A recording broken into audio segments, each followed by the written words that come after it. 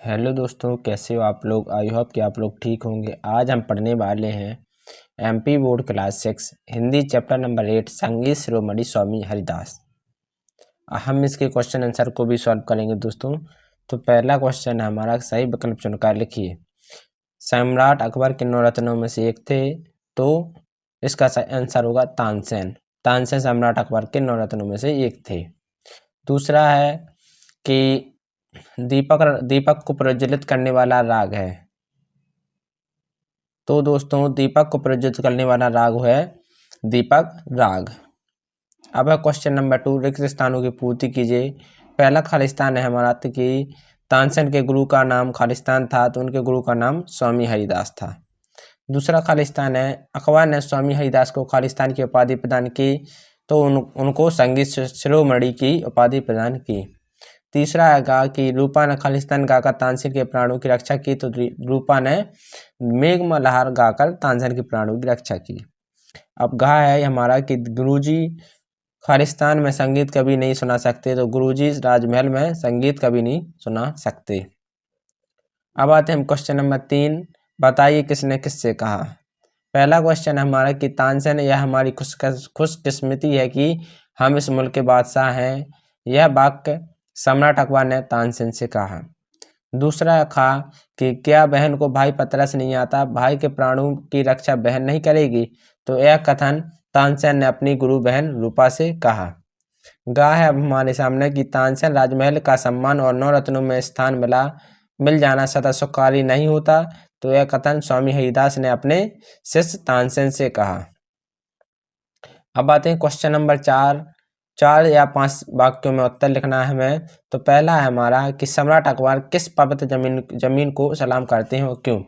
तो इसका आंसर होगा दोस्तों कि सम्राट अकबर हिंदुस्तान की पवित्र जमीन को सलाम करते हैं।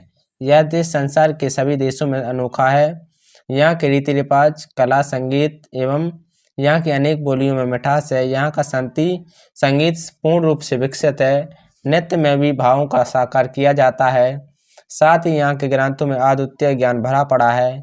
इसलिए यहाँ की यह भूमि पवित्र है, अतः इस पवित्र जमीन को यह सलाम करता है। दूसरा क्वेश्चन हमारा कि दीपक राग प्राणों को संकट में डाल सकता है, कारण बताइए। तो दोस्तों दीपक राग प्राण लेवा राग है। इस राग से गायन के तन में गर्मी बढ़ जाती है। दीपक राग के गाने का मतलब सीधा मृत्यु को ही निमंत्रण है। या इस दीपक राग के गाने से पहले मेघ मल्हार गीत गाए जाने का प्रबंध कर लेना चाहिए।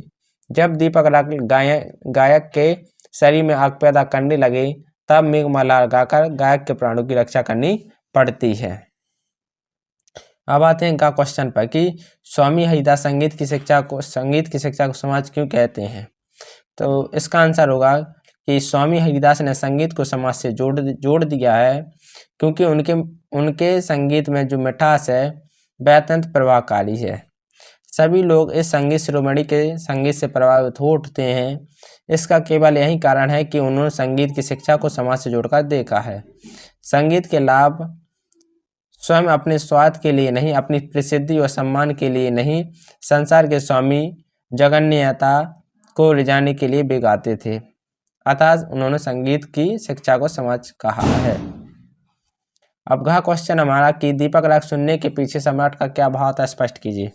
तो इसका आंसर होगा कि दीपक राग सुनने के पीछे सम्राट का भाव था कि वह तानसेन के साथ ही उनके गुरु स्वामी हरिदास को भी अपने राज दरबार में सम्मानित 9 रत्न के रूप में नियुक्त कर लेगा, जिससे दीपक राग को सुनने के लिए मेघ मल्हार के गाने की पूर्ति स्वामी हरिदास से हो जाएगी। परंतु ऐसा नहीं हो सका, क्योंकि स्वामी हरिदास ने तो अपने संगीत को ब्रज बिहारी कृष्ण को समर्पित कर दिया था। वे कृष्ण की भक्ति में ही गीत गाते थे, किसी राज दरबार में स्वार्थ या लोभ के कारण नहीं। वास्तविकता तो यह थी कि राजा अकबर स्वामी हरिदास की परीक्षा लेना चाहता था कि वे स्वार्थ और लोभ के कारण तो संगीत की शिक्षा नहीं देते। अब है क्वेश्चन हमारे कि तानसेन और स्वामी हरिदास के गान में मुख्य अंतर क्या था। तो इसका आंसर होगा कि तानसेन का गायन भी अच्छा है, लेकिन स्वामी हरिदास के गायन का कोई जवाब नहीं है।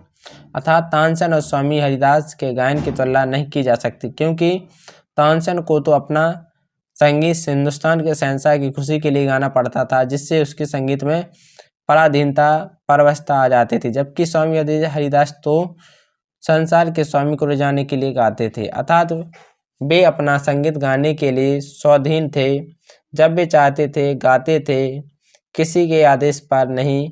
यह अंतर था तानसेन और स्वामी हरिदास के गायन में। तो दोस्तों, अगर ये वीडियो आपको पसंद आई हो तो प्लीज़ लाइक एंड सब्सक्राइब करना ना भूलें। Thank you.